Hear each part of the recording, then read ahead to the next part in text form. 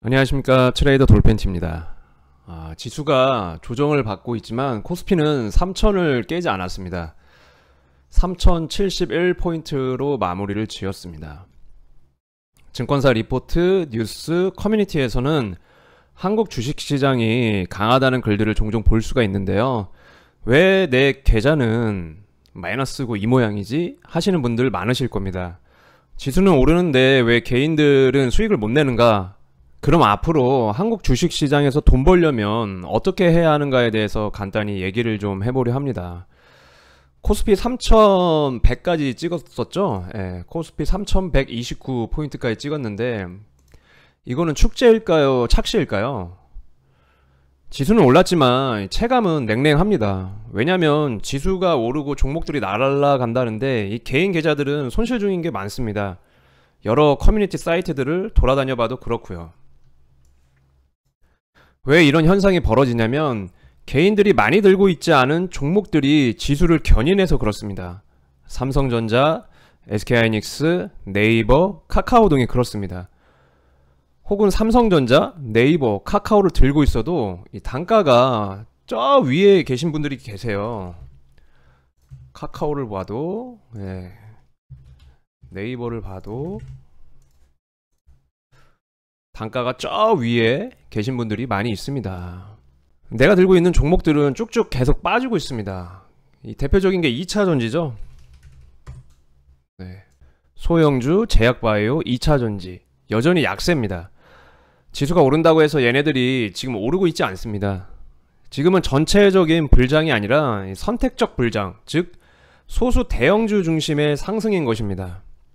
개인 투자자들이 돈을 못 버는 이유에는 또 뭐가 있을까요?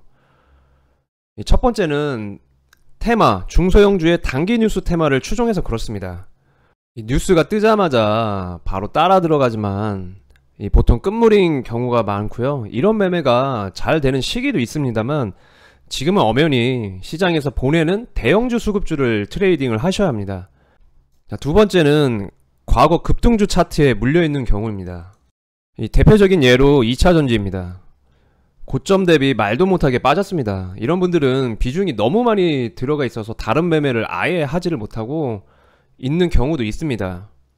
비중이라도 나눠서 지금 다른 매매를 이어서 할 수 있으면 얼마나 좋았을까요? 수익이 날 때마다 이 계좌의 파란불을 수익 난 걸로 녹였으면 정말 좋았을 텐데 좀 아쉬운 부분입니다. 이 세 번째는 지수 견인 종목들을 개인들이 잘 못 산다는 겁니다. 제가 코스피 3000 간다 대형주 간다 해도 오로지 중소형주 매매만 고집하시는 분들이 있습니다. 삼성전자 안 움직여, 재미없어, 안해. SK하이닉스 너무 오르고 비싸서 안해. 하지만 결과는 어떻습니까? 지금 수익 나는 사람들의 종목을 보면 다 대형주 매매입니다. 대차거래소에서도 대형주가 움직이면 탄력까지 붙어서 외인, 기관, 그리고 일부 수익 잘 내시는 분들이 대형주 매매를 잘 하고 계십니다. 한 가지 매매를 잘하는 것도 중요하지만 시장 트렌드에 따라 매매 변화를 추구해야 하는데 고집만 부리면서 저번 달, 저저번 달 번 거를 다 토하고 나는 안 되는 놈인가? 이거 쳇바퀴 돌아갈 수밖에 없습니다. 네 번째는 너무 늦게 탑승한 불나방 매매입니다. 지금은 누가 봐도 지수가 방향을 정하려고 혹은 더 견고해지기 위해서 조정 구간에 들어온 상태입니다. 이 미국 시장 눈치도 봐야 하고요. 상법 개정안 통과되면서 시장 변화도 체크를 해야 되는 시점입니다. 그래서 이 메이저들이 지금 쉬는 타임이라고 보시면 될 것 같아요. 하지만 TV 뉴스, 주변 사람 얘기, 그리고 유튜브 이런 거 듣고 이제 와서 매수하시는 분들은 어떻습니까? 그냥 무지성으로 본인 마음에 드는 종목들을 분석 없이 매수를 해서 올라라 이러고들 계세요. 이거 정말 안타까운 일입니다. 다섯 번째는 신용잔고가 과합니다. 지금 뭐 이것보다 더 올라갔던 시기도 있습니다. 하지만 23년도, 24년도를 보면 지금 급격히 올라갔죠. 신용잔고가. 이 시장이 항상 오르기만 할 수가 없습니다. 결과적으로 지수가 3000, 3100, 3500, 4000을 가려면 한 방향으로 우상향을 할 수가 없습니다.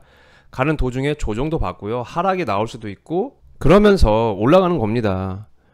결과적으로 우상향을 하더라도 이 조정도 받고 하락도 하면서 상승하니 계좌 관리를 꼭 해주시기 바랍니다.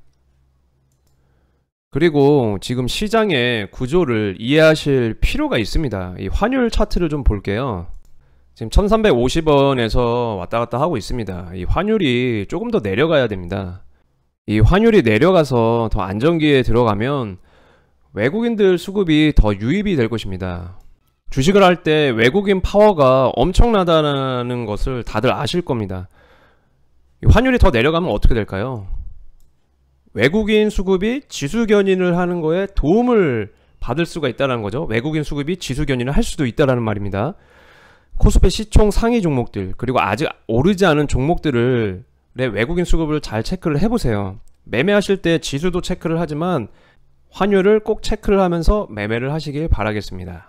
그리고 지금 대형주와 중소형주가 불균형하다는 것을 인정하셔야 됩니다. 무슨 말이냐면 지금은 지수가 정말 강한 시기이기 때문에 지수가 움직이면 내가 어떤 대형주를 매매를 해야 하지?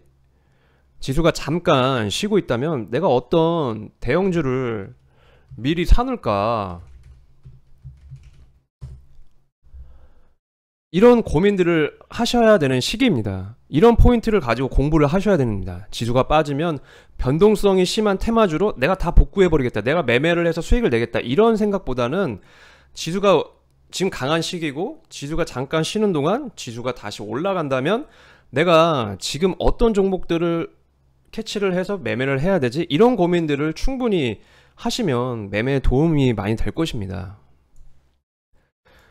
또한 증시 명언 중에 정부 정책에 맞서지 말라라는 말이 있습니다. 지금 정부에서 밀고 있는 게 뭐가 있습니까? 원 스트라이크 아웃제 있죠? 시세 가지고 장난치면 주식 못하게 한다는 거죠. 재판받고 그러면. 코스피 5000 특유 있죠?